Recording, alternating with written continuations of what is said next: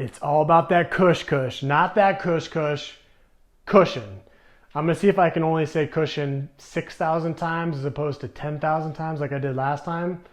Bear with me. So we're talking about the bottom of the shoe and cushion, and doesn't matter. I'm gonna try to give the answer without giving the answer straight out. So hopefully you learn from it and it makes sense. But see what happens is when I hit the ground, we see some deformation. Let's make an analogy with the boxing. So similar to with as we hit the ground when we land with running, imagine if I'm a boxer and I'm punching a bag. Some things I want you to think about. One, how many rounds? What kind of boxer are you? Are you only gonna do a short 3 rounds? Maybe miles, 3 miles? Or are you going for the long haul? Are you more of an endurance, 10 rounds or 10 miles? That can affect the type of shoe that you wear. Do I want to have gloves like these nitrate or nitrile gloves, or cushioned or padded gloves? What do you think? Well, if it's a short round and I'm only doing, a couple miles, couple hundred punches, I could probably get away with that. If I'm going for 10 rounds or 10 miles, don't you think I'm going to want to have a little more protection of my hand? Same with the ground.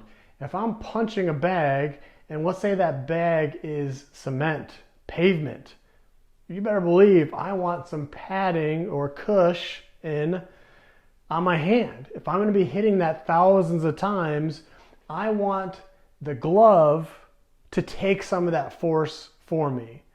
Though this is a representation that I want to demonstrate. This is an app that measures decibels or sound. We've already talked about before, the louder the sound, the higher the amount of impact. So I'm going to show you the difference of me landing on just a firm wooden board or wooden box. And with that same box, but I put about 1 inch of a yoga mat on there with some padding or cushion. Watch what happens with just this one modification. So again, the higher the number, the louder it is, the more impact, versus the quieter it is, I'm able to dampen some of that force. Where does that 9 decibels or where does that impact go? It goes to this cushion. I want that to go to the cushion, not my cushion of my joints, which is your cartilage. So if you're having excessive medial knee pain, loading on the inside part of your knee, the cartilage, as we get older, it starts to wear away. It's not as springy or as protective. So if I'm losing some of that, my body's natural protection, don't you think that I want to have a shoe that has this kind of extra layer of cartilage on the bottom that's a little bit more cushiony? I do. Multiply that times thousands of steps. You're going out running, we can have the shoe. The shoes can be replaceable. Your knee, well, it can be replaceable, but we don't want to do that.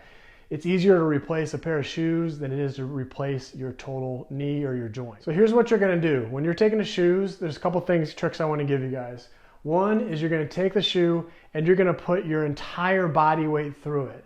And we're seeing, can you deform it? If a shoe is very stiff, there's not going to be a whole lot of deformation. That's not very cushioned. So you'll see here with this shoe that's a little bit stiffer, I'm pushing down and we're not getting a whole lot of change. Versus a shoe that has more cushion, I know, I'm sorry I said it. When we see more of this deformation, that's going to tell me that the shoe is going to be taking that. It's more equipped for that before it gets to my knee. So here's what you're going to do. This concept works with anything new, whether it be new shoes, a new pillow, a new bed, ABA comparison. So let's say the shoes that you have on now are A. We're looking at a new pair of more cushioned shoes, B. What you're going to do is in the store, they have a treadmill. You're going to run on the treadmill. You're going to jump up and down a couple times, see how it feels with your original shoes. That's A.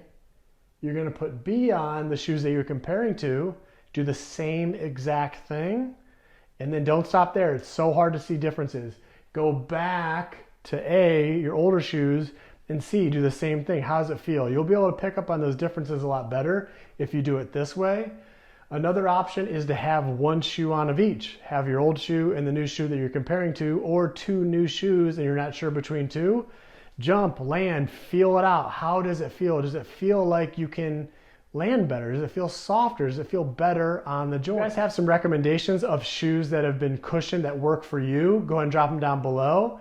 Again, I'm not trying to endorse any one specific, but if you're dealing with some chronic shin splints or medial knee pain, and it could be directly related to extra loading, consider this when you're looking at your next pair of shoes. So I hope this was helpful. Next post is going to be about barefoot running. Should you do it? Hopefully this might give you the answer, just this alone. Questions, comments, concerns, drop them below. Thank you so much for watching. My name is Dr. Matt Minard, and I'm so passionate about helping you run safer. If you found this video helpful, if you could please subscribe and share it with your friends, I'd be forever grateful. I have shorter form content on my Instagram, Learn to Run, and then the longer stuff here, more lecture based, because I understand we come to different platforms for different reasons. So follow me over on Instagram if you want the short and sweet, and follow me on here if you want the longer breakdowns.